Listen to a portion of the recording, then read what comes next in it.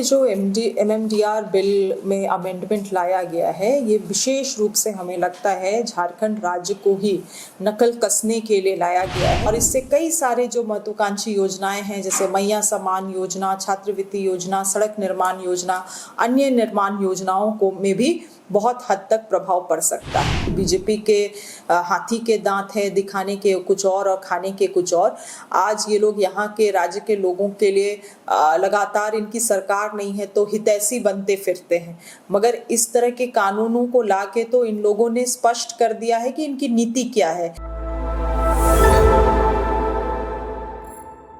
Ma'am, Lok Sabha में mines and mineral amendment bill 2026 आया है। इसे आप झारखंड के विकास में क्या एक ऑब्स्टेकल के टाइप देख रही है या फिर कहीं ये विकास की गति को सपोर्ट करने वाली है?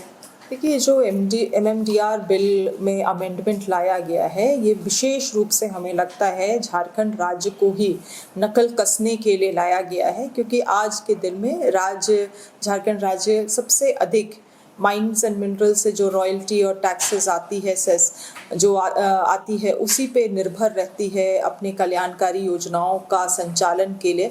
और कई सारे वैसे योजनाओं को भी हम लोग इस राज्य में संचालित करते हैं जिसमें केंद्र सरकार का कोई योगदान नहीं रहता है, मगर हमारे लोग उसमें कई हद तक निर्भर रहते हैं। और वैसे स्थिति में इस कानून को लाके राज्य सरकार पे इतना बड़ा बाधा डाल देना कि अब हम लोग किसी भी तरह का अतिरिक्त रॉयल्टी या टैक्सेस नहीं ले पाएंगे इन कंपनीज से, केवल और केवल पूंजीपति माइनिंग कंपनियों को लाभ पहुंचाने के लिए बीजेपी सरकार ने ये कानून में संशोधन लाया है। और इससे जो सबसे भारी नुकसान यहाँ के लोगों को होगा, झारखंड के लोगों को होगा, इसकी कल्पना भी नहीं की जा सकती है। प्रथम दृष्टि में लगभग 10,000 करोड़ रुपए का नुकसान सरकार देख रही है। और इससे कई सारे जो महत्वाकांक्षी योजनाएं हैं, जैसे मैया सम्मान योजना, छात्रवृत्ति योजना, सड़क निर्माण योजना, अन्य निर्माण योजनाओं को में भी बहुत हद तक प्रभाव पड़ सकता है। मैडम, झारखंड अपने खनिज संपदाओं के लिए जाना जाता है ऑल ओवर कंट्री में। ऐसे में बीजेपी ये कहती है कि हमने सबसे हाईएस्ट पोस्ट पे एक आदिवासी महिला को जगह दी है, लेकिन इस तरह के बिल क्या यहाँ के आदिवासियों के लिए हितकर साबित होगा? क्योंकि दोनों ही बातें एक दूसरे से कॉन्ट्राडिक्ट करती हैं। देखिए, ये लोग हम तो हमेशा इस बात को कहते हैं कि बीजेपी के हाथी के दांत है, दिखाने के कुछ और खाने के कुछ और।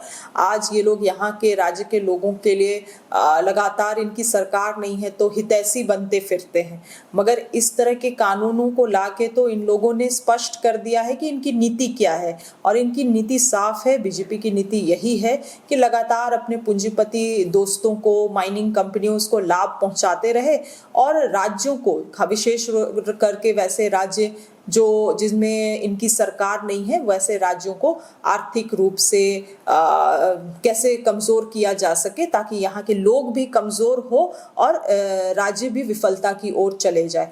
मगर मैं आपको बतलाना चाहूंगी कि माननीय मुख्यमंत्री हेमंत सोरेन जी ने भी स्पष्ट कर दिया है कि इस लड़ाई को हम लोग सड़क से सदन तक लड़ेंगे। और इस बार तो हम लोगों ने मन बना लिया है कि एड़ी चोटी एक करके इनको साबित कर देना है कि झारखंड और झारखंड के लोग क्या चीज होते हैं।